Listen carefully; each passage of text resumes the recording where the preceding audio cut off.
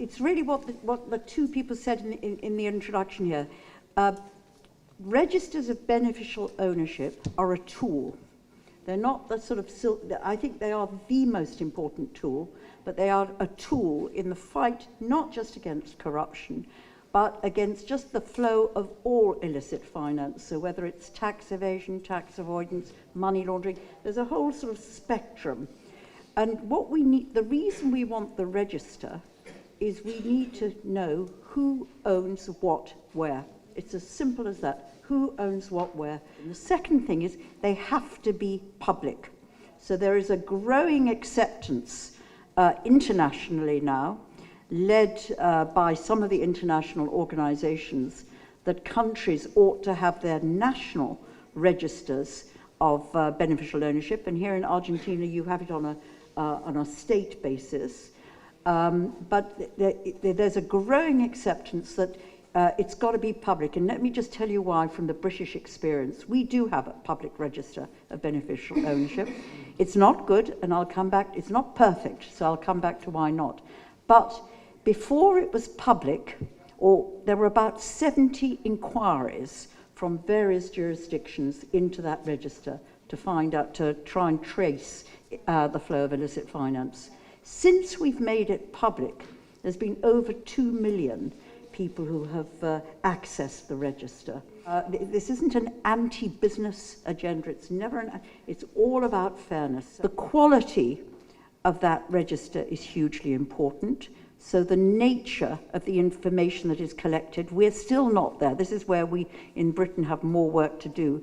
You have to have information that gives you the unique identification of who is the owner, and there are ways you can do that. And then you've got to make sure that actually there are sufficient resources that check, validate the information.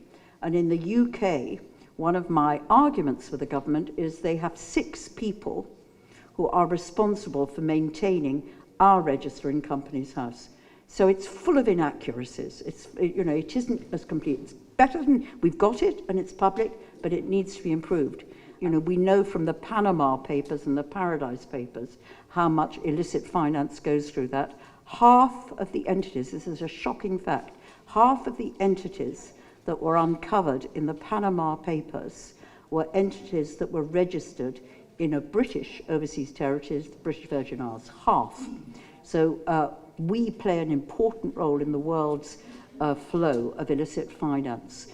You need a tough regulatory framework if you're going to bear down on the flow of illicit finance, whether it's through tax evasion, tax avoidance, anything, money laundering. And we have a pretty deregulated regime in the UK that has been developed by successive governments. That doesn't work. And then you need tough enforcement agencies, which have to be properly resourced. So give them the tool of a public register, but that register has to be accurate, it has to be verified, it has to sit in a good regulatory framework, and you have to have strong enforcement agencies, properly staffed, to really bear down.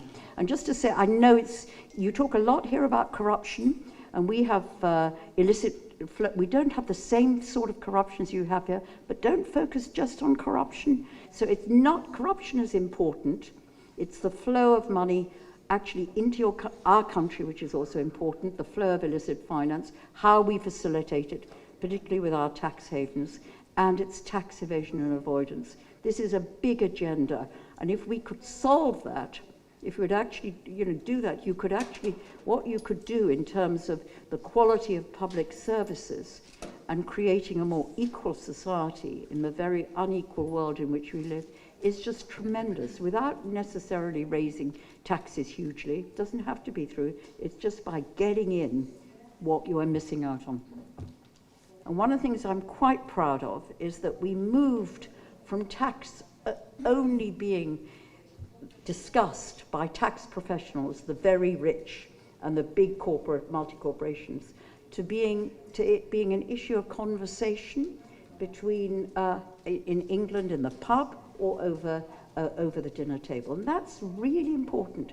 When the Panama Papers were published, and I found this horrific fact that the British Virgin Islands was responsible for half the entities that were cited in the Panama Papers, I realized that our jurisdictions, our overseas territories and our crown dependencies were absolutely central to the illicit flow of money.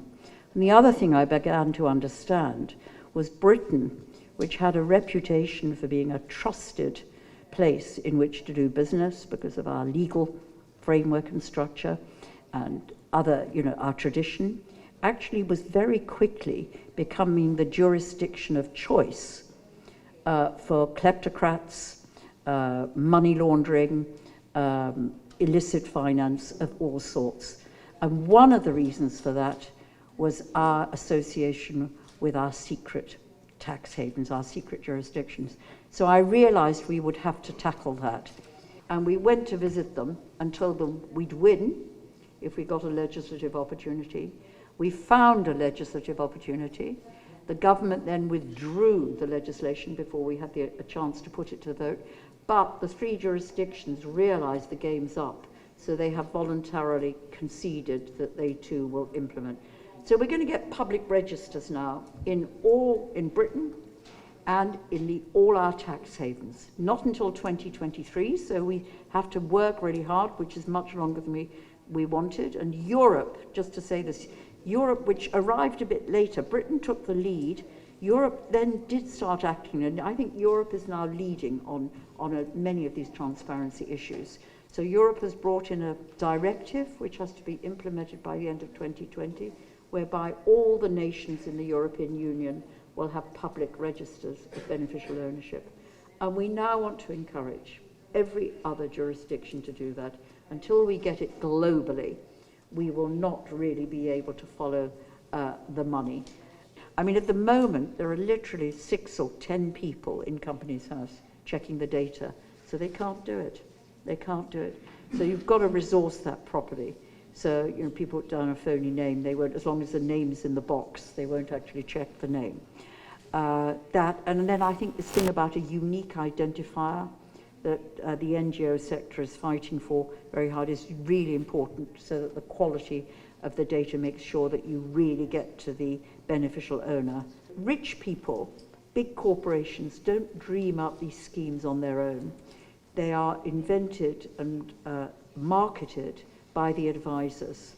And whether it's the big 4 accountancy firms or the big banks, including HSBC, or the lawyers, they are never held to account. So one of the other areas that we want to work hard is to actually make them accountable in law for the advice they give. And if we, I think, could crack that, again, that would limit the way in which these advisors facilitate the flow of illicit finance.